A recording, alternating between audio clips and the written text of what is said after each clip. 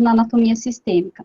São o sistema esquelético, muscular, nervoso, cardiovascular, respiratório, digestório, urinário e reprodutor. Então, vão ser estes sistemas que nós vamos estudar na aula de hoje. O sistema esquelético, então. O sistema esquelético, ele é constituído de ossos e cartilagens, além dos ligamentos e tendões. O esqueleto é responsável por sustentar e dar forma ao corpo. Ele também protege os órgãos internos e atua em conjunto com os sistemas muscular e articular para permitir o movimento. Outras funções também são produção de células sanguíneas na medula óssea e armazenamento de sais minerais como o cálcio. O osso é uma estrutura viva, muito resistente e dinâmica, pois tem a capacidade de se regenerar quando sofre uma fratura. Então, essa daqui é a estrutura do osso. Na estrutura do osso, nós vamos ter o periósteo, tá? É a parte mais externa do nosso osso, tá? É ali que eles vão inserir é ali que vai ser inserido os músculos e tendões. O periósteo, ele está na segunda fileirinha ali, na nossa imagem. Depois, nós temos também o osso compacto, que ele é composto por cálcio, fósforo e fibras de colágeno, que dão resistência ao osso. O tecido ósseo esponjoso, ele é uma camada menos densa. Em alguns ossos apenas, essa estrutura está presente e pode conter medula óssea. A cavidade onde se encontra, o canal medular é a cavidade onde se encontra a medula óssea e geralmente é presente em nossos ossos longos. E a medula óssea, então, a medula vermelha, ela produz células sanguíneas, mas em alguns ossos deixa de existir, pois há somente a medula amarela. O esqueleto humano, ele é composto por 206 ossos com diferentes tamanhos e formas. Eles podem ser longos, curtos, suturais, sesamoides ou irregulares. Cada um deles apresenta suas funções próprias e, para isso, o esqueleto é dividido entre axial e apendicular. Vamos ver primeiro sobre o esqueleto axial. Os ossos do esqueleto axial estão na parte central do nosso corpo, ou seja, próximo à linha média, que é o eixo vertical do corpo. Os ossos que compõem essa parte do esqueleto são a cabeça, os ossos do crânio e da face, a coluna vertebral e as vértebras, o tórax, ou seja, a costela e o externo, e o ocioide. Vamos lá para os ossos do crânio e da face. A cabeça, ela é formada por 22 ossos, 14 da face. Eu já vou explicar o que é o ocioide, tá? Só um pouquinho. Os ossos da cabeça são formados, então, por 22 ossos, 14 da face e 8 da caixa craniana. Mudando o slide muito rápido, tá bom. E ainda 6 ossos que compõem a orelha média. O crânio é extremamente resistente, os seus ossos são intimamente ligados e sem movimento. Ele é o responsável por proteger o cérebro, além de possuir órgãos do sentido. Posso passar, pessoal? Sim? Então tá, depois eu vou passar os slides para vocês, tá? Coluna vertebral. A coluna vertebral, ela é formada por vértebras que são ligadas entre si por articulações, o que torna a coluna bem flexível. Possui curvaturas que ajudam a equilibrar o corpo e amortecem os choques durante os movimentos. Aqui, então, nós vamos ver a nossa estrutura da coluna vertebral. A coluna vertebral, então, ela é formada por diversas separaçõezinhas ali, nós vamos ver agora. Ali na imagem, bem em cima, a primeira estrutura que está em verde, são as cervicais. São 7 vértebras no pescoço, sendo que a primeira se chama atlas e a segunda axis. Elas favorecem, então, o movimento da nossa cabeça. Logo abaixo, ali em amarelo, meio marronzinho, está as vértebras torácicas ou dorsais. São 12 vértebras e elas se articulam com as costelas. Temos ali logo depois também, em roxinho, as lombares. As lombares, elas são 5 vértebras e são maiores e suportam mais peso. Logo abaixo, nós temos o sacro, que está ali em azul. O sacro possui 5 vértebras e são chamadas vértebras sacrais, e são separadas no nascimento e fundem-se mais tarde, tornando-se um osso só. Ele é, então, um importante apoio para a nossa cintura pélvica. Temos logo abaixo ali, em roxo mais escuro, então, o nosso cóccix. São 4 pequenas vértebras, e também na nossa vida adulta, no início da nossa vida adulta, ele vai se tornar um osso só. Posso seguir?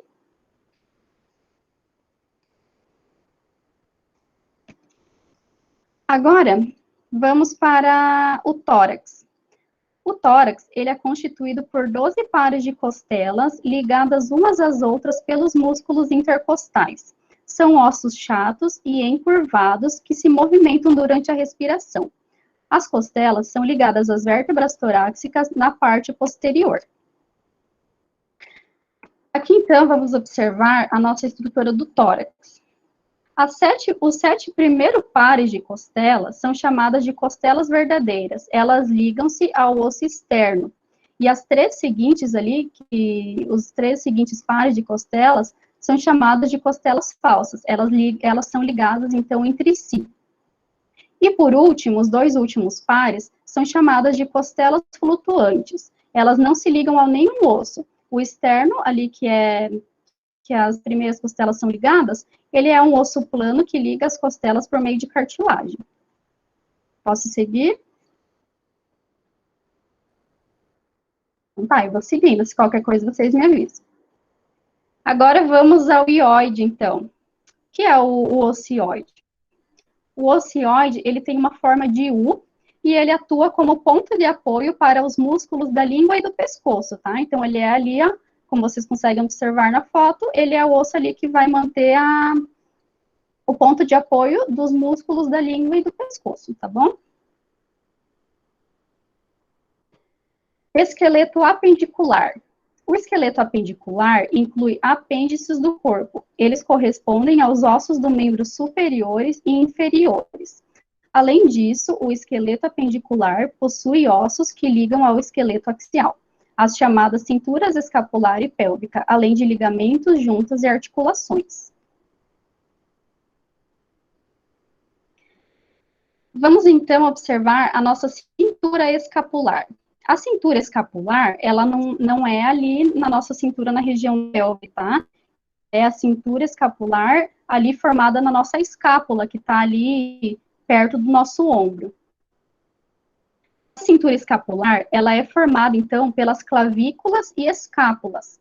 A clavícula, ela é longa e estreita, se articula com o externo e outra extremidade com a escápula. E o osso chato triangular, ele é chamado, então, úmero, né, articulação do ombro. Essa é a nossa cintura escapular. Membros superiores agora. Os nossos membros superiores, eles correspondem, então, ali ao braço, onde se tem o úmero, que é o osso mais longo do braço, e ele se articula com o rádio, que é o osso mais curto e lateral. E também ali com a una, que é o osso chato e bem fino. Escápula.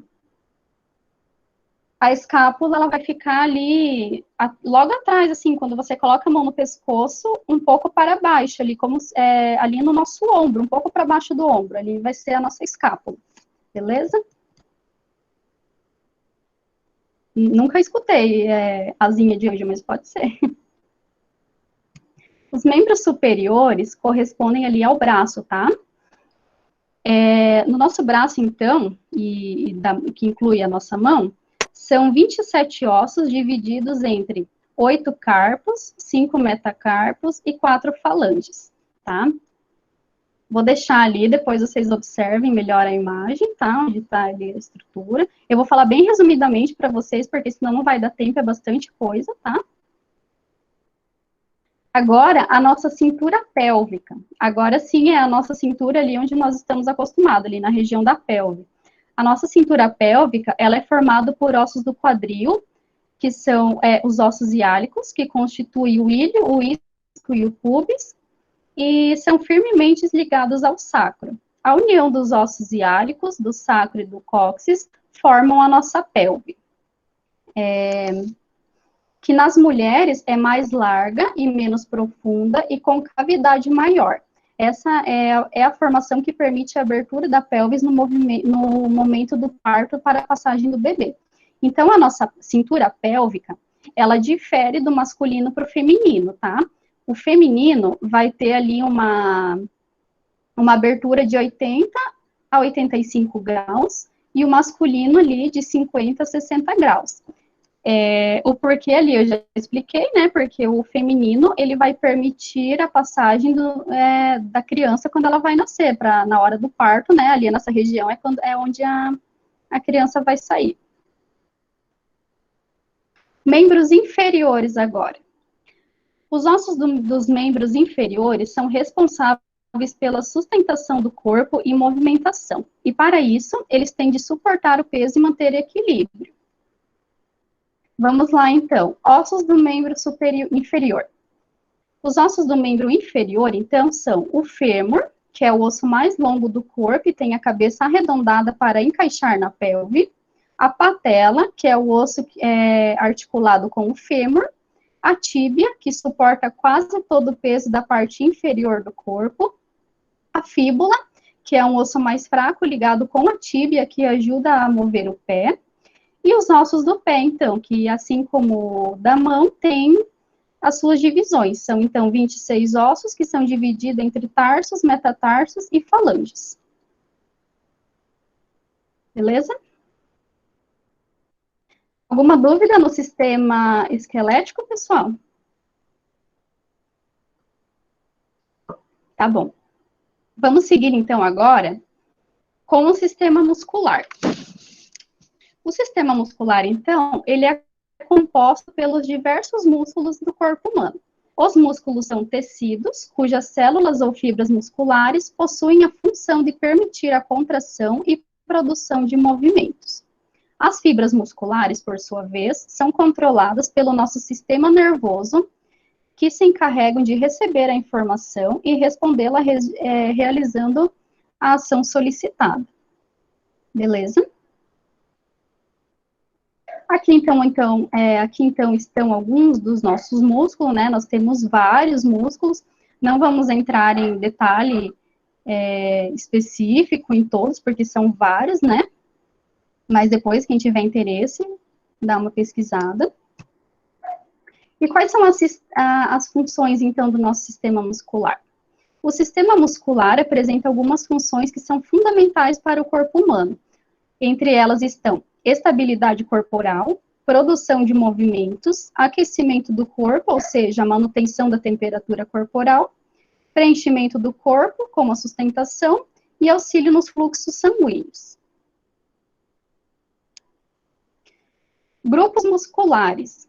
O nosso corpo humano é formado por aproximadamente 600 músculos que trabalham em conjunto com os ossos, articulações e tendões para permitir que façamos diversos movimentos.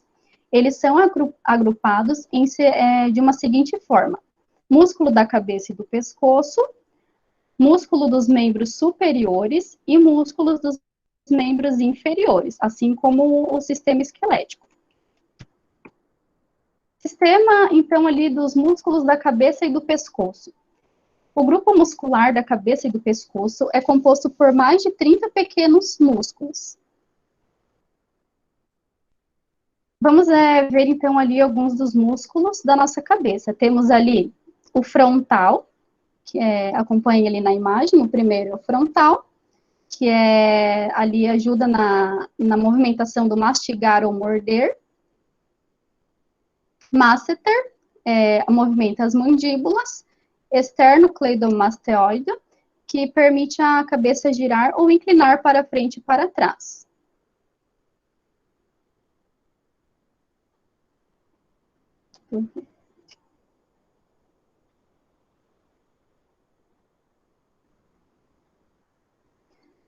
Olha, Andressa, eu não sei, eu nunca ouvi falar que tem alguma diferença. Que eu saiba, todos os músculos que você vai ter no braço direito, por exemplo, você vai ter no esquerdo, tá?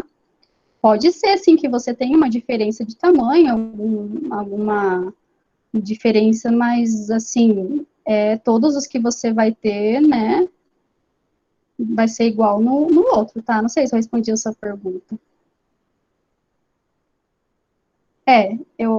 Sim, no braço temos vários músculos de diversos tamanhos, sim.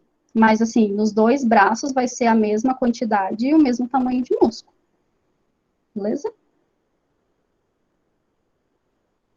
Beleza, Andressa? Qualquer coisa, se eu não entendi, não respondi a sua pergunta, depois você me fala. Tá. Vamos lá, então, para músculos dos membros superiores. Os músculos dos membros superiores são capazes de fazer a pressão exata e permitir flexibilidade e precisão para tarefas delicadas que exigem muita força, tá? São ali do braço, então. Os músculos dos membros inferiores vai ser ali da perna, né? Os músculos dos membros inferiores são os mais fortes do nosso corpo. Graças aos músculos da perna, podemos ficar em pé e manter o equilíbrio. Beleza?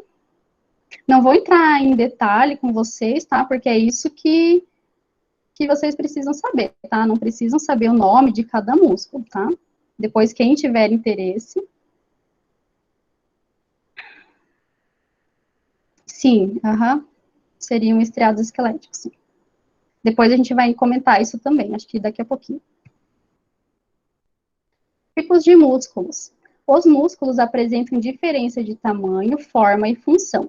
Por isso, são classificados em 3 grupos ali, o liso, o estriado cardíaco e estriado esquelético. Acho que agora eu vou entrar ali nessa parte que você perguntou para mim.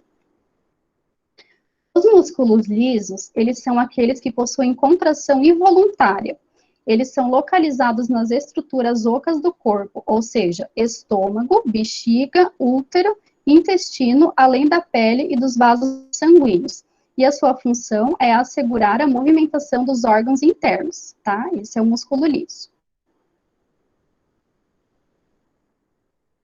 Músculo cardíaco. São músculos de contração involuntária e são presentes no coração, tá? No miocárdio, e asseguram os batimentos cardíacos. Músculo estriado, então. Músculo estriado são músculos de contração voluntária, ou seja, os movimentos são controlados pela vontade do ser humano e são conectados com ossos e cartilagens e, através das contrações, permitem os movimentos. As posições corporais, além de estabilizarem a articulação do organismo. Então, assim, esse músculo ali estriado são todos os músculos que têm a movimentação voluntária, ou seja, eu quero mexer o meu braço, então eu vou, esse movimento, né, vai ser mandado pelo nosso sistema nervoso e vai causar o nosso movimento. Alguma dúvida no sistema muscular, pessoal? Prof, qual é a contração que a questão do cardíaco mesmo faz? É a voluntária, involuntária? Qual é O a contração? cardíaco, ele é involuntário. O cardíaco, aqui, ó, ele é involuntário, tá? Porque o cardíaco é ele que vai assegurar o nosso batimento cardíaco. Então, assim, ele é involuntário porque, assim, você não vai pensar, agora meu coração vai bater, agora vai bater de novo, agora vai bater de novo. Não. Ele vai bater involuntariamente, tá? Então, por isso que ele é uma contração involuntária. Beleza? É isso aí? Isso, obrigada, prof.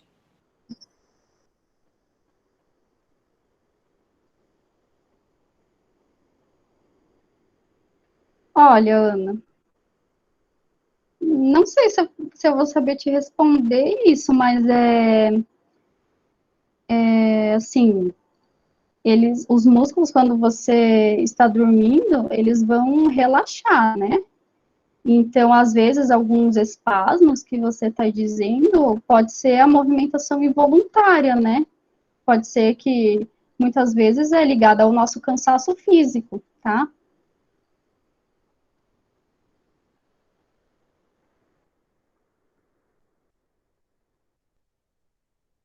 Beleza, pessoal? Posso seguir com o sistema nervoso?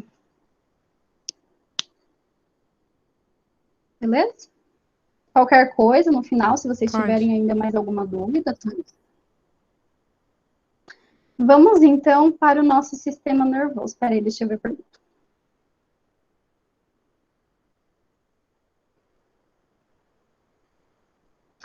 Então, Andressa, essa questão de você mastigar apenas de um lado e depois, a hora que você vai mastigar do outro lado, é porque você está tão acostumada a mastigar com aquele lado, né? O rosto, querendo ou não, ele vai se desgastando ali, a articulação dele, né? Porque ele está fazendo muita força daquele lado. Então, quando você vai tentar, às vezes, mastigar com aquele outro lado que você não mastiga, pode ser que ele não esteja acostumado com esse movimento, por isso ele vai estar. Mas, assim, é bom ir no dentista, né? No caso, o dentista que cuida dessa parte da nossa mandíbula, da fíbula e mandíbula, ok?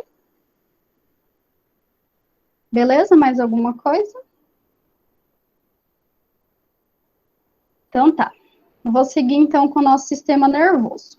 Sistema nervoso, ele é formado por encéfalo, medula espinhal e nervos. Ajuda na percepção de mudanças no meio externo e externo, interno e externo do nosso corpo. Tem que ir no médico, vai dar uma olhada. O sistema nervoso, ele é formado por um conjunto de órgãos do corpo humano que possuem a função de captar as mensagens, estímulos do ambiente, ou seja, interpretá-los e arquivá-los. Consequentemente, ele elabora respostas, as quais podem ser dadas na forma de movimento, sensação ou contração. Ok? O sistema nervoso está dividido entre duas partes fundamentais, que é o sistema nervoso central e o nosso sistema nervoso periférico. O sistema nervoso central é constituído pelo encéfalo, pela medula espinhal, e os ambos são envolvidos e protegidos por três membranas denominadas meninges. Ok? Então, o sistema nervoso central é constituído ali pelo encéfalo e pela medula espinhal. O encéfalo, então, ele pesa cerca de 1,5 quilos, e está localizado na caixa craniana e apresenta três órgãos principais. O cérebro. Espera só um pouquinho, eu já respondo, tá? Ele apresenta três órgãos principais, então, que é o cérebro, o cerebelo e o tronco encefálico. Meningite é a inflamação ali da meninge, é a parte que sim, dali da onde é o nosso órgão. O cérebro, ele é o órgão mais importante do nosso sistema nervoso, considerando é o órgão mais volumoso, pois ocupa a maior parte do encéfalo. O cérebro está dividido entre duas partes simétricas, hemisfério direito e hemisfério esquerdo. Assim, a camada mais externa do cérebro chama-se córtex cerebral, o responsável pelo pensamento, visão, audição, tato, paladar, fala, escrita, etc. A outra parte, ela cede os atos conscientes e inconscientes, como a memória, o raciocínio da inteligência e da imaginação, controla também os sistemas voluntários do nosso corpo. beleza? Então, ali é a parte do, a estrutura do nosso cérebro, tá? Hemisfério direito e hemisfério esquerdo, beleza? O cerebelo, então. O cerebelo, ele está situado na parte posterior e abaixo do cérebro. O cerebelo coordena os movimentos precisos do corpo, além de manter o equilíbrio. O cerebelo, então, é aquela partezinha ali, logo abaixo do nosso cérebro, tá? Essa estrutura bem pequenininha ali.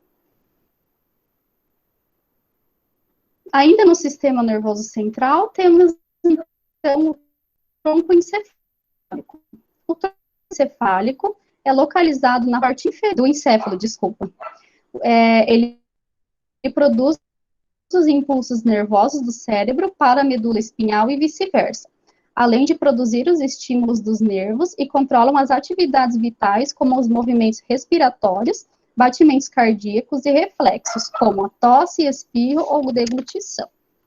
Ok? No sistema nervoso central ainda, medula espinhal. A nossa medula espinhal, ela é um cordão de tecido nervoso situado dentro da nossa coluna vertebral. Na parte superior, está conectada ao tronco encefálico. Sua função é conduzir os impulsos nervosos do restante do corpo para o cérebro e coordenar os atos involuntários, ou seja, os reflexos. Ok? Agora, nós temos o sistema nervoso periférico. O nosso sistema nervoso periférico é formado por nervos que se originam no encéfalo e na medula espinhal. A sua função é conectar o sistema nervoso central ao resto do nosso corpo.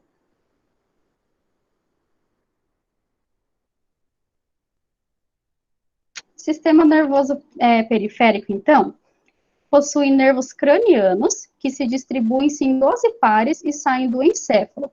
A sua função é transmitir mensagens sensoriais ou motora, especialmente para áreas da cabeça e do pescoço. Temos também os nervos raquidianos, tá? Que são 31 pares de nervos que saem da medula espinhal, são formados de neurônios sensoriais que recebem estímulos do ambiente, e neurônios motores que levam impulsos do sistema nervoso aos músculos para as glândulas. Beleza? Temos também no sistema nervoso periférico, somático e autônomo. De acordo com a sua atuação, o sistema nervoso periférico pode ser dividido ali entre essas duas partes, né? Somático e autônomo. O sistema nervoso somático regula as ações voluntárias, ou seja, que estão sob controle da nossa vontade, bem como regula a musculatura esquelética do nosso corpo. O sistema nervoso autônomo atua de modo integrado com o nosso sistema nervoso central e apresenta duas subdivisões. Sistema nervoso simpático, que estimula o funcionamento dos órgãos, e sistema nervoso parasimpático, que inibe o seu funcionamento. De maneira geral, então, esses dois têm funções contrárias. Enquanto o sistema nervoso simpático dilata a pupila, aumenta a frequência cardíaca, o parasimpático, por sua vez, contrai a pupila e diminui batimentos cardíacos. Enfim, a função do sistema nervoso autônomo é regular funções orgânicas para que as condições internas do nosso organismo se mantenham constantes. Beleza? Sentir cócegas? Olha, Andressa, não sei te responder se está ligado ao nervo. Não faço ideia mesmo, de verdade, não sei essa resposta. Eu posso pesquisar depois e te falar, tá? Mas eu quase acho que não, tá? Não sei também. Depois a gente pesquisa. Vamos agora para o nosso outro sistema, que é o sistema cardiovascular. O sistema cardiovascular, ou sistema circulatório humano, é responsável pela circulação do sangue, de modo a transportar os nutrientes e o oxigênio por todo o nosso corpo. O sistema cardiovascular é formado por vasos sanguíneos e coração. Vamos ver, então, os vasos sanguíneos. Os vasos sanguíneos constituem uma ampla rede de tubos por onde passa e circula o sangue, distribuídos por todo o nosso corpo. Existem 3 tipos de vasos sanguíneos, que são as artérias, as veias e os vasos capilares. Okay? As artérias, então, elas são vasos do nosso sistema cardiovascular por onde vai passar o sangue que sai do coração, sendo transportado para outras partes do nosso corpo. A musculatura das artérias é espessa, formada de tecido muscular bastante elástico e permite dessa maneira que as paredes se contraiam e relaxem a cada batimento cardíaco.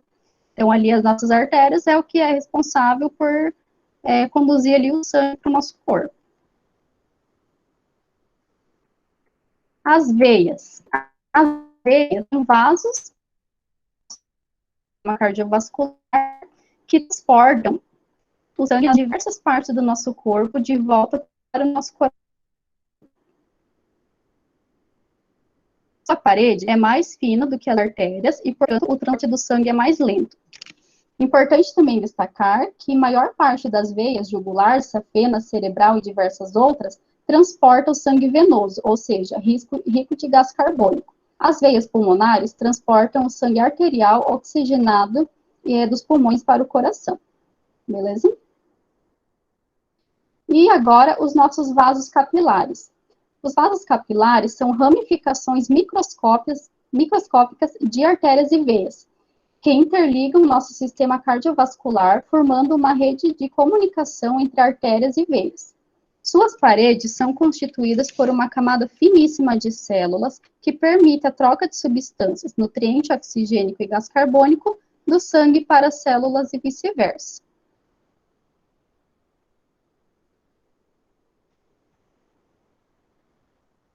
Tá travando, gente?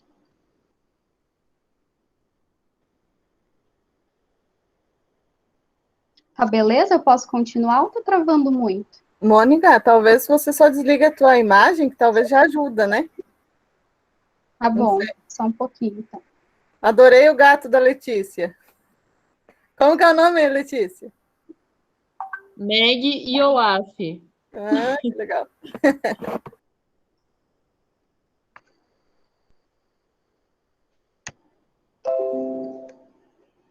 Melhorou, pessoal?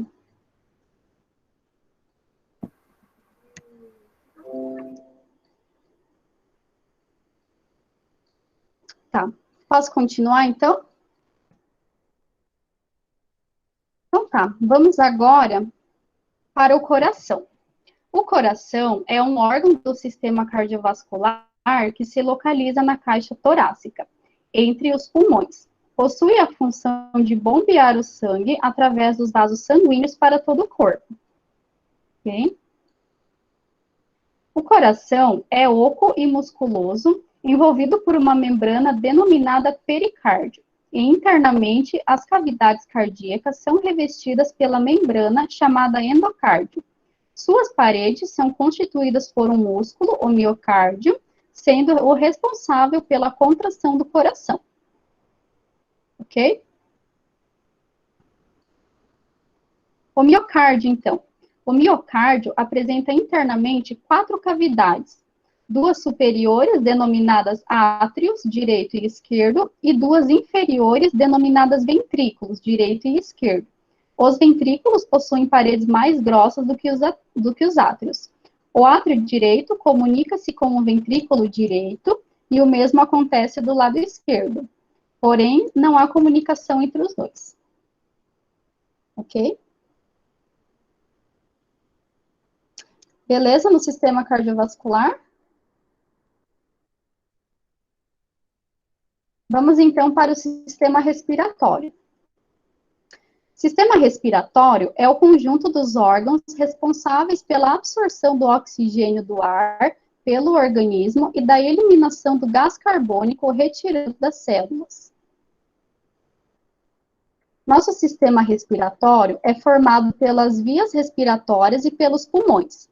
Os órgãos que compõem as vias respiratórias são cavidades nasais, faringe, laringe, traqueia e brônquios.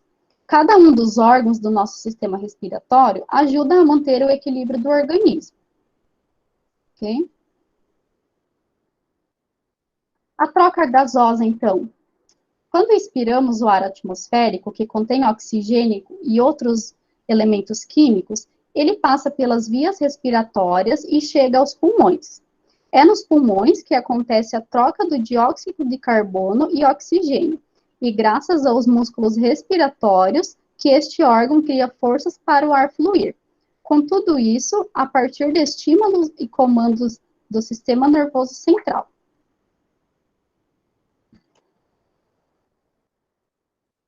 O equilíbrio ácido-básico corresponde à remoção do excesso de CO2 no organismo. Nesta função, novamente temos a atuação do sistema nervoso, que é responsável por enviar informações aos controladores de respiração. Produção de sons. A produção e emissão de sons é realizada pela ação conjunta do sistema nervoso e dos músculos que trabalham na respiração. São eles que permitem o fluxo do ar nas cordas vocais e na boca, tá? Então, é ali no nosso sistema respiratório que tem a produção de voz, tá? Ali pelas cordas vocais. Defesa pulmonar. Ao respirar, é praticamente impossível eliminar as impurezas contidas no ambiente atmosférico. A inspiração de micro-organismos se torna inevitável. Para evitar esse tipo de problema, o sistema respiratório apresenta mecanismos de defesa que, por sua vez, são realizadas a partir de ações de diferentes órgãos. Vamos agora ver alguns órgãos do nosso sistema respiratório.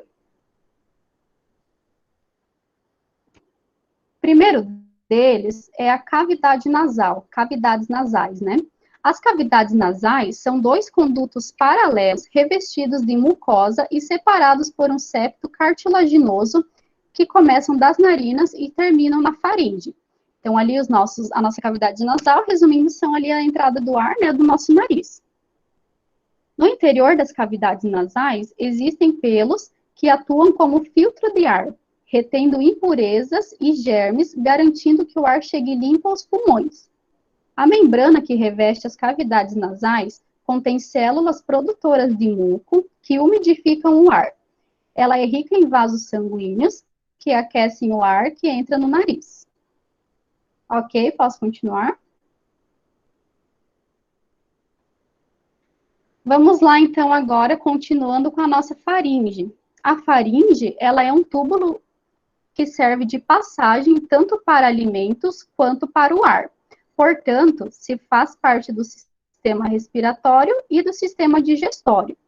Sua extremidade superior se comunica com as cavidades nasais e com a boca. Na extremidade inferior, se comunica com a laringe e o estômago. Suas paredes são mucosas revestidas de mucosa. Beleza? A laringe, então. A laringe é o órgão que liga a faringe à traqueia. Na parte superior da laringe está a hipoglote, a válvula que se fecha durante a deglutição. Esse também é o principal órgão da fala, que está nela localizado as cordas vocais. Continuando, então, no sistema respiratório, vamos agora para a traqueia. A traqueia é um tubo situado abaixo da laringe e formado por 15 a 20 anéis cartilaginosos que mantêm ela aberta. Esse órgão é revestido por uma membrana mucosa e nela o ar é aquecido, umidificado e filtrado. Os brônquios. Os brônquios são duas ramificações da traqueia, formados também por anéis cartilaginosos. Cada brônquio penetra em um dos pulmões e divide-se em vários ramos menores que se distribuem por todo o nosso órgão, formando os bronquíolos.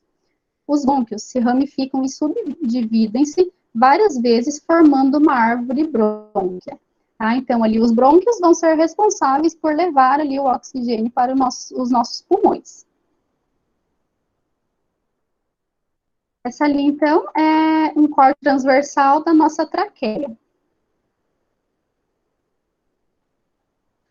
Os pulmões, então. O sistema respiratório é composto por 2 pulmões, órgãos esponjosos situados na caixa torácica. Eles são responsáveis pela troca de oxigênio em gás carbônico através de respiração. Cada pulmão é envolvido por uma membrana dupla chamada pleura. Internamente, cada pulmão apresenta cerca de 200 milhões de estruturas muito pequenas, em forma de caixa de uva que se enche de ar, chamados alvéolos pulmonares. Os alvéolos. Cada alvéolo recebe ramificações de um bronquíolo. Os alvéolos realizam trocas gasosas entre o ambiente e denominado hemastose. Tudo isso acontece graças às membranas muito finas que os revestem e abrigam inúmeros vasos sanguíneos bem finos, chamados capilares.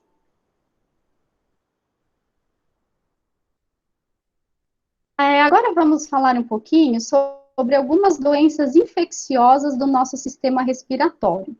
As doenças infecciosas são resultados de uma inflamação em determinados órgãos. Elas são provocadas por micro-organismos, tais como os vírus, bactérias, entre outros parasitas.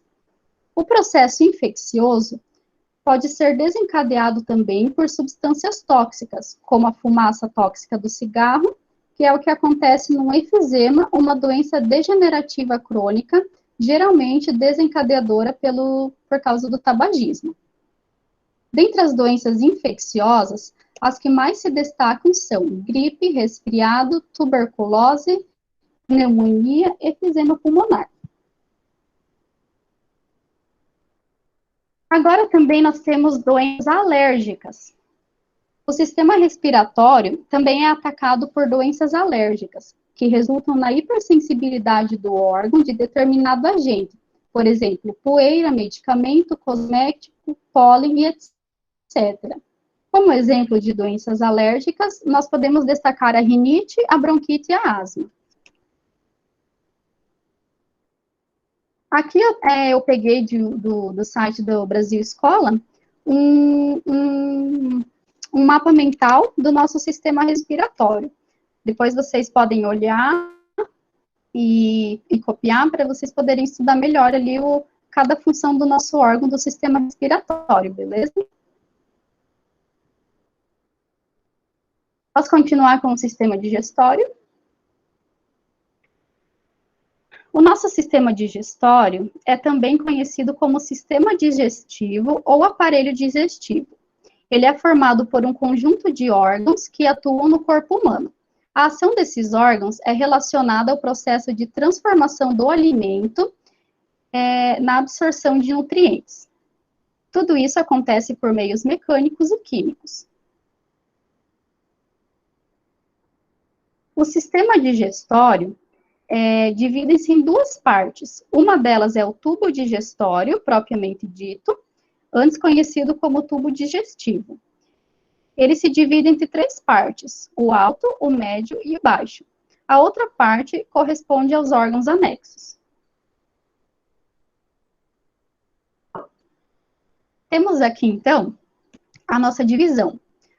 Tubo digestório alto, ele é composto, então, pela boca, faringe e estômago.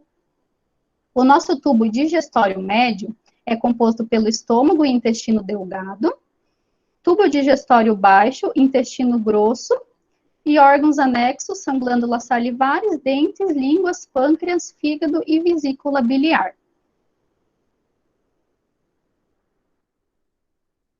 Tubo digestório alto. O tubo digestório alto é formado pela boca, faringe e esôfago. Vamos ver, então. A boca, então. A boca, ela é a porta de entrada para os alimentos no tubo digestivo. Ela corresponde a uma cavidade forrada por mucosa, onde os alimentos são umidificados pela saliva, produzida pelas glândulas salivares, e na boca ocorre a mastigação, que corresponde ao primeiro momento do processo digestivo mecânico. Ele acontece, então, ali com a ajuda dos dentes e da língua. Então, a boca, ele é a primeira parte ali do nosso sistema digestório. Logo depois, temos a faringe. Para chegar ao esôfago, o alimento, depois de mastigado, percorre toda a faringe, que é um canal comum para o sistema digestório e sistema respiratório. A faringe, no processo de deglutição, o palato mole é retraído para cima e a língua empurra o alimento para dentro da faringe, que se contrai voluntariamente e leva o alimento para o esôfago. A penetração de alimentos nas vias respiratórias é impedida para a ação da hipoglote, que se fecha quando o alimento chega. Logo após, temos o esôfago. Ele é um conduto musculoso controlado pelo sistema nervoso autônomo.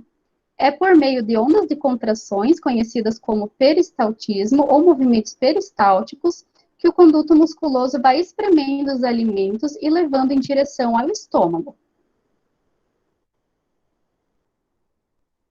Agora, vamos para o nosso sistema digestório médio. O sistema digestório médio é formado pelo estômago e intestino delgado.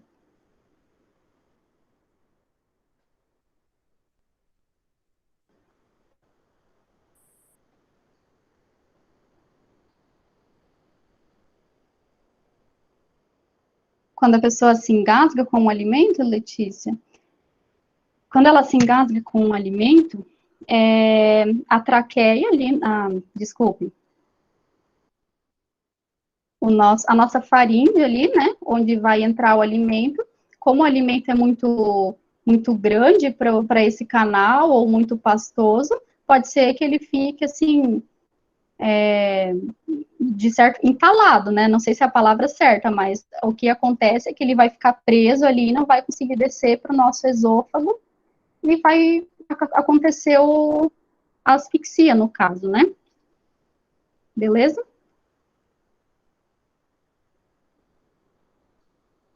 O estômago, então. O estômago é uma grande bolsa que se localiza no abdômen, sendo responsável pela digestão das proteínas. A entrada do órgão recebe o nome de cárdia, pois fica muito próximo ao coração, separada somente pelo diafragma. O estômago possui uma pequena curvatura superior e uma grande curvatura inferior. A parte mais dilatada recebe o nome de região fúngica, enquanto a parte final, uma região estreita, recebe o nome de píloro. O simples movimento de mastigação dos alimentos já ativa a produção do ácido clorídrico no estômago, contudo, é somente com a presença do alimento da natureza que inicia a produção do suco gástrico. Esse suco é uma solução aquosa e composta por água, sais minerais, enzimas e ácido clorídrico. A mucosa gástrica é recoberta por uma camada de muco que protege de agressões do suco gástrico, uma vez que ele é bastante corrosivo.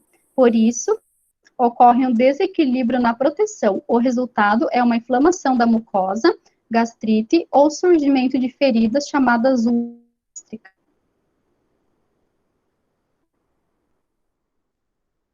Vamos seguir, então, para o intestino delgado. O intestino delgado está dividido entre 3 porções: o duodeno, o jejuno e o íleo. O duodeno é a primeira porção do intestino a receber o quimo, que vem do estômago e ainda está muito ácido. Logo depois, vem o jejuno e o íleo, que são considerados a parte do intestino delgado, onde o trânsito do bolo alimentar é rápido, ficando maior a maior parte do tempo vazio durante o processo digestivo.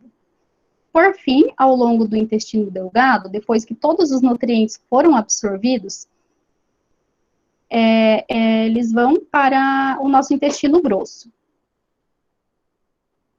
Tubo digestório baixo. Aqui. Professora, você pode voltar? Mais um.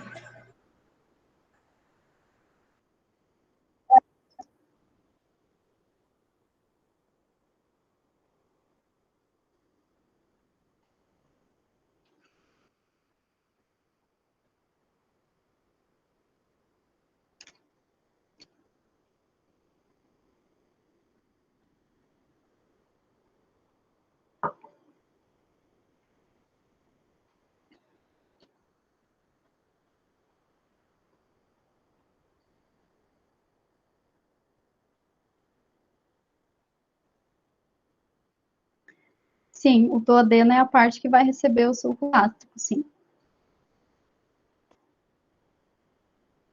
Beleza? Posso passar? Posso continuar? Tá, eu estava aqui, então, no tubo digestório baixo, né?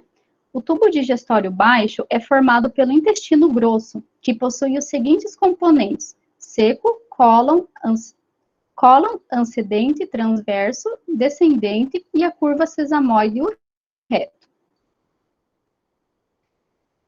O nosso intestino grosso mede de 1,5 metros de comprimento e 6 centímetros de diâmetro. É o local de absorção de água, tanto a ingerida quanto das secreções digestivas, de armazenamento e de eliminação de resíduos digestivos. No seco, a primeira porção do intestino grosso, os resíduos alimentares, já constituindo um bolo fetal, passam ao cólon ascendente, depois do transverso e em seguida ao descendente. Nesta porção, o bolo fecal permanece estagnado por muitas horas, preenchendo as porções de curva do sigmoide do reto.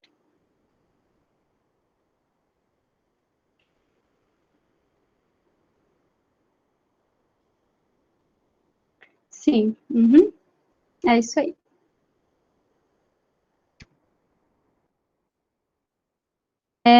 O reto, então. O reto é a parte final do intestino grosso, que termina com o canal anal e do ânus. Então, é por onde vão ser eliminadas nossas fezes. Beleza? Posso ir para o sistema urinário? O sistema urinário é responsável pela produção e eliminação da urina. Possui a função de filtrar as impurezas do sangue que circulam no organismo. O sistema urinário é composto por 2 rins e pelas vias urinárias, formadas por uréteres, bexiga urinária e uretra.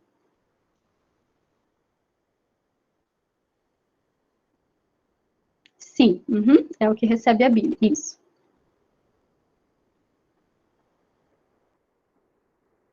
Vamos para os rins, então. Os rins são órgãos que se situam na parte posterior da cavidade abdominal, localizados um em cada lado da coluna vertebral. São de cor vermelho escuro e têm o formato de um grão de feijão. E o tamanho aproximado de cada um é o tamanho mais ou menos de uma mão fechada. Os rins se ligam ao sistema circulatório através da artéria renal e da veia renal, e com as vias urinárias pelos uréteres. As artérias renais são ramificações muito pequenas que se formam pequenas emaranhadas chamadas glomérulos. Cada glomérulo é envolvido por uma estrutura arredondada chamada cápsula glomerular.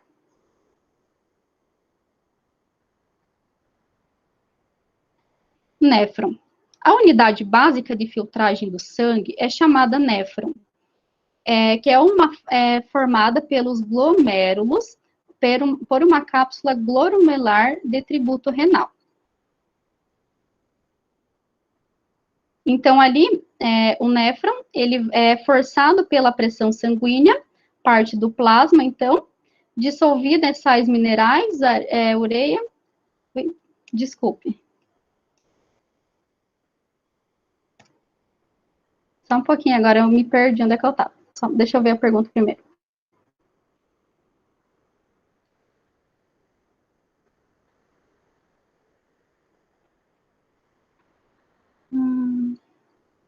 Suco gástrico seria mais básico para neutralizar isso.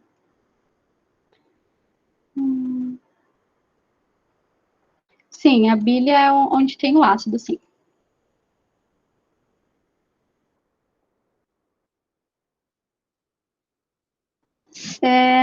Então, no nosso sistema urinário, temos substâncias úteis como água, glicose e sais minerais contidas nesse líquido e atravessam a parede do túbulo renal e retornam à circulação sanguínea. Assim que os túbulos, assim que resta nos túbulos é uma pequena quantidade de água e resíduos. Como a ureia, ácido úrico e amônia é urina de sangue para vias urinárias, vamos observar aqui. Então, ali no início, ocorre a filtração da nossa urina, logo após a reabsorção de águas e solutos, e ali depois a nossa secreção para o nosso canal urinário. Vamos agora para as nossas vias urinárias. As vias urinárias são formadas por bexiga, uréteres e uretra. A bexiga urinária. A bexiga urinária é um órgão muscular elástico, que é uma espécie de bolsa que está situada na parte inferior do nosso abdômen, com função de acumular urina que chega dos uréteres. Portanto, a bexiga recebe e armazena temporariamente a urina, e quando o volume chega mais ou menos a 300 ml, os sensores nervosos da parede da bexiga enviam mensagens ao sistema nervoso, fazendo com que tenhamos vontade de urinar.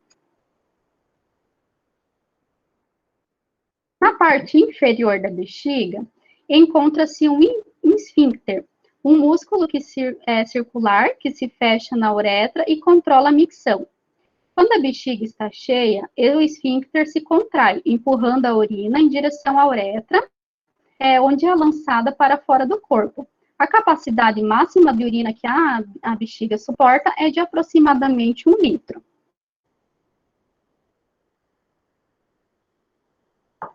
Uréteres.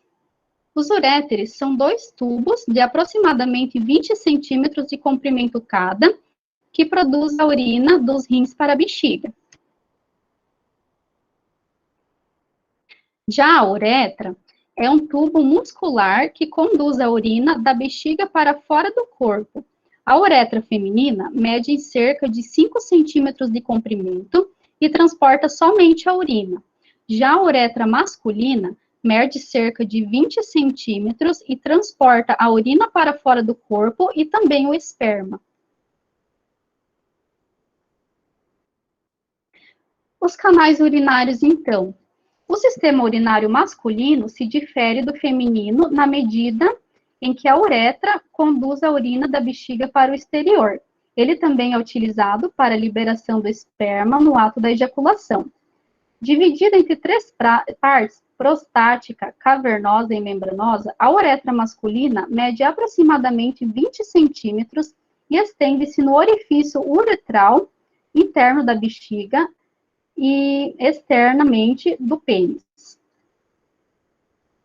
Então, essa daqui é o sistema urinário masculino, tá? Ele vai ali, então, da bexiga para o canal ali da uretra, saindo ali pelo canal da urina.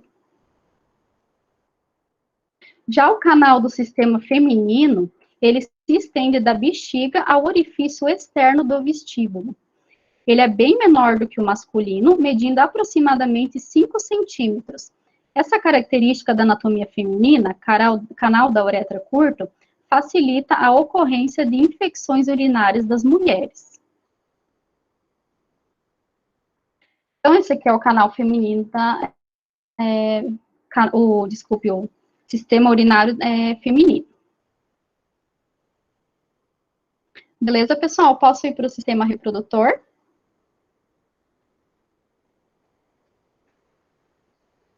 Alguém tem alguma dúvida no urinário? Não? Então tá. Então eu vou seguir com vocês com o sistema reprodutor, ok? Então, o sistema reprodutor, na mulher, ele é formado por ovários, tuba uterina, útero, vagina e vulva. No homem, é formado por testículo, epidídimo, ductos deferentes, uretra, pênis e algumas glândulas. Sua função é garantir a reprodução da espécie. Vamos, então, começar com o sistema reprodutor feminino. O sistema reprodutor feminino é o sistema responsável pela reprodução humana. Ele cumpre diversos papéis importantes, como produzir gametas femininos, os óvulos, fornece um local apropriado para a ocorrência da fecundação, permite a implantação de embrião, oferece ao embrião condições para seu desenvolvimento, executa atividade motora suficiente para expelir um novo ser quando ele completa. O sistema feminino reprodutor feminino é formado pelos seguintes órgãos: pelos ovários, pelas tubas uterinas, pelo útero e pela vagina. Vamos agora ver sobre cada um deles. Os ovários são 2 órgãos de forma oval, que medem de 3 a 4 centímetros de comprimento e são responsáveis pela produção dos hormônios sexuais da mulher, a progesterona e o estrogênio. Nos ovários também são armazenadas células sexuais femininas, que são os óvulos. Assim, durante a fase fértil da mulher, aproximadamente uma vez por mês, um dos ovários lança um óvulo na tuba uterina, que é chamada de ovulação. Outro órgão reprodutor feminino, então, as tubas uterinas. As tubas uterinas são 2 tubos com aproximadamente 10 centímetros de comprimento que unem o ovário ao útero. E a partir disso, o óvulo amadurecido sai do ovário e penetra na tuba. Se o óvulo for fecundado por um espermatozoide, forma-se uma célula ovo ou zigoto, que encaminha para o útero, onde ele fica e se desenvolve, gerando um novo ser. O útero. O útero é um órgão muscular oco de grande elasticidade, do tamanho e forma semelhante a uma pera. A sua principal função é acomodar o feto até o nascimento do bebê. Na gravidez, ele se expande, acomodando o embrião e se desenvolve até o nascimento. A mucosa uterina, chamada de endométrio, é o que passa pelo processo de descamação durante o período da gravidez. Ok? A vagina, então. A vagina, ela atua como canal que faz a comunicação do útero com o meio excretor. Ela possui aproximadamente 8 centímetros de comprimento e 2,5 centímetros de diâmetro. Suas paredes são franjadas com glândulas secretoras de muco. Suas funções são relacionadas à passagem do sangue durante a menstruação, à penetração do pênis durante a relação sexual e a principal canal onde vai ocorrer o nascimento do bebê. Ok? Vamos, então, para o nosso sistema masculino, reprodutor masculino. O sistema reprodutor masculino é formado por órgãos internos e externos. Voltar o slide, Aniele?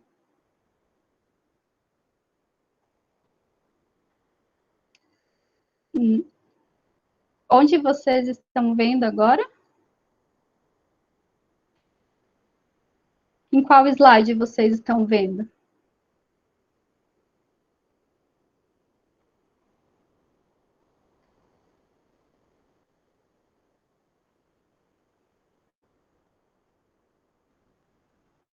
Pessoal? Ah, tá. Agora está no masculino, então.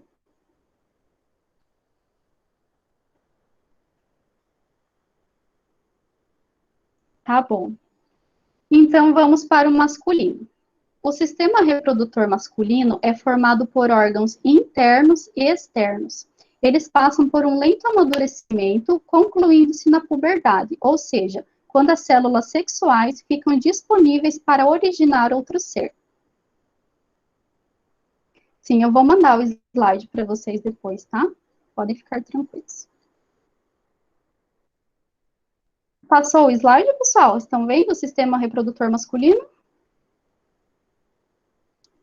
Os órgãos que compõem o sistema reprodutor masculino são a uretra, o pênis, a vesícula seminal, a próstata, canais deferentes, epidídimo e testículos.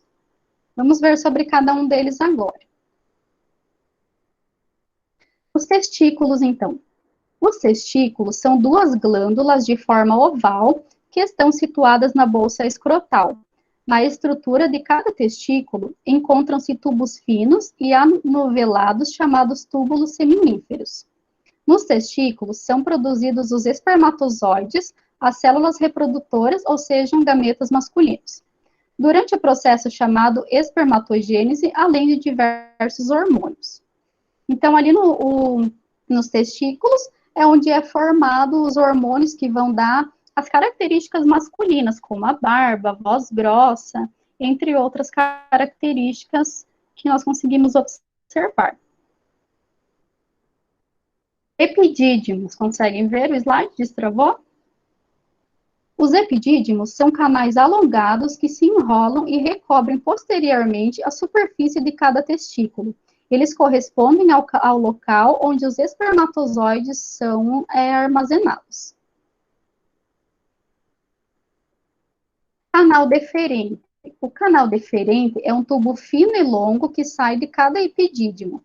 Ele passa pelas pregas línguas, ou seja, as virilhas, através dos canais e seguem a sua trajetória pela cavidade abdominal e circunda a base da bexiga, alargando-se como uma ampola. O canal deferente, então, ele recebe o líquido seminal, atravessa a próstata e nele descarrega o líquido proástico, que vai desaguarda ali na uretra. Então, esse ali é o canal deferente, ele é um canal ali que está logo abaixo dos testículos. Vesícula seminal. A vesícula seminal é formada por duas pequenas bolsas localizadas atrás da bexiga. A sua função é produzir o líquido seminal, que é uma secreção espessa e leitosa que se neutraliza a ação da urina, protegendo os espermatozoides, além de ajudar no movimento até a uretra.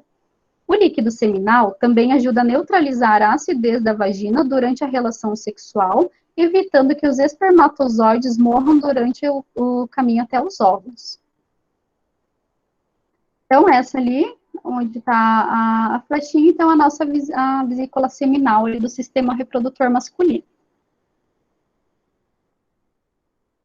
Outro órgão do sistema reprodutor masculino é a próstata. A próstata é uma glândula localizada sob a bexiga que produz o líquido prostático, que é uma secreção clara e fluida que entrega a composição do esperma.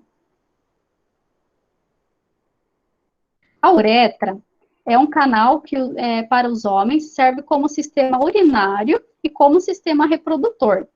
Começa na bexiga, atravessa a próstata e o pênis, até a ponta da glande, onde há uma abertura pela qual é eliminada o sêmen e a urina.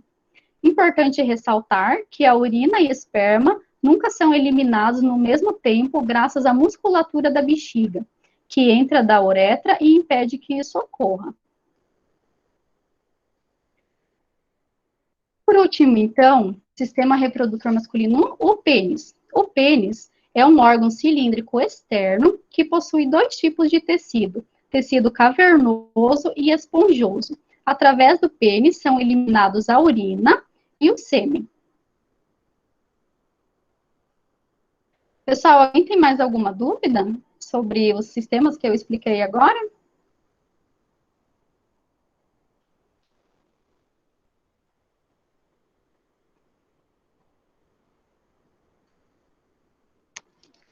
Então, a próstata, a vesícula seminal e a glândula, elas estão todas interligadas, tá?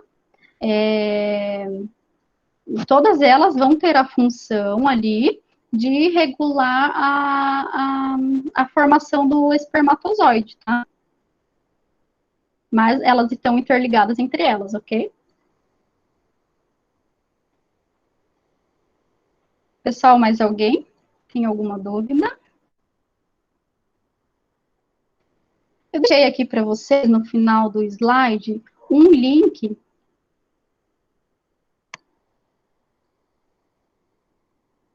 Não tem uma diferença específica. Todas elas têm basicamente a mesma função, só que cada etapa é realizada em um órgão diferente, entendeu? Todos eles têm a função de gerar o esperma, porém cada fase é realizada em um órgão. Beleza? De nada. Aqui no final do slide, eu deixei para vocês um link. Ele vai encaminhar vocês para um quiz de anatomia humana. São exercícios e questões. Depois, quando eu passar os slides para vocês, quem tiver interesse, entra lá e tem várias áreas de atuação, tá? São exercícios bem legais para vocês poderem estudar um pouco, quem tem interesse na área de anatomia, né? E, pessoal, alguém tem mais alguma dúvida? Se não, seria isso que eu tinha para falar para vocês hoje. Desculpa eu falar um pouco rápido hoje, mas eu fiquei um pouco nervosa até com o ocorrido que aconteceu no primeiro link, né? Então eu acabei, acho que falando um pouco rápido, não sei se todos conseguiram entender, todos conseguiram aproveitar a aula. Alguém tem mais alguma dúvida? Sim, a dor de garganta melhorou, graças a Deus. Obrigada por perguntar. Não? Professora, quando a pessoa não tem os dois rins, né? Porque o rim é a função principal do nosso corpo, digamos assim. E essa pessoa faz a hemodiálise, né? Que é o que acontece quando a pessoa não tem o rim, que ela faz a hemodiálise. E por que a pessoa ela fica tipo inchada, assim, a questão do rosto, mão, ela fica inchada por conta já de não ter o rim e de 3 vezes por semana fazer hemodiálise? É por conta disso que a pessoa fica inchada ou tem algum outro?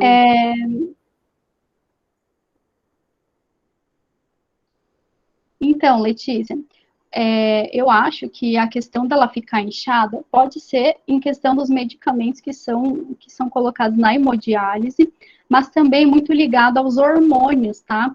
Porque todos os órgãos do nosso corpo, eles produzem hormônios, inclusive o rim, tá? Talvez mais para frente eu dê uma aula para vocês só sobre o nosso sistema endócrino ali, que é o sistema dos nossos hormônios, mas quando a pessoa tem falta de algum órgão ou ela tem alguma deficiência de algum órgão, né, da produção, no funcionamento, automaticamente ela vai ter uma mudança hormonal, tá? Então, eu creio que esse inchaço é provocado pelos hormônios, tá bom? Beleza? Mais alguma coisa?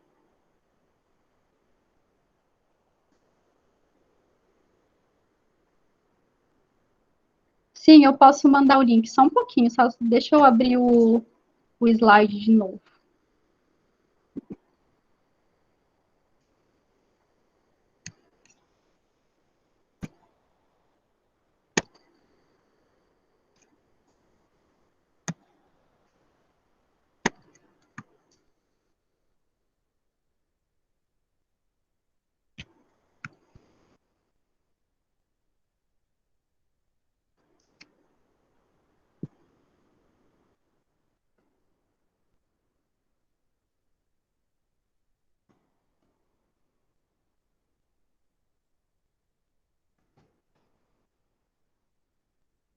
Esse ali, então, é o link do site, tá?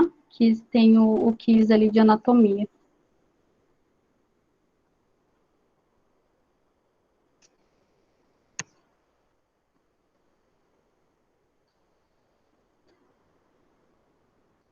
Se alguém tiver alguma dúvida também com as questões, com o quiz ali de anatomia, também podem entrar em contato comigo no grupo, tá?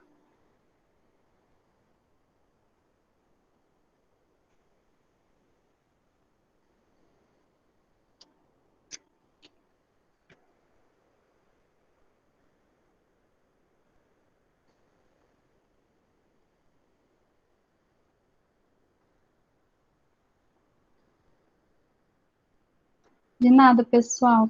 Espero que na próxima aula não temos nenhum outro imprevisto, né? Porque isso acaba deixando a gente meio nervoso, né? Até para assistir a aula, a gente fica meio pensando, será que vai acontecer de novo, né? Esperamos que na próxima aula, eu acho que eles gostam de biologia, eu acho que esse é o problema.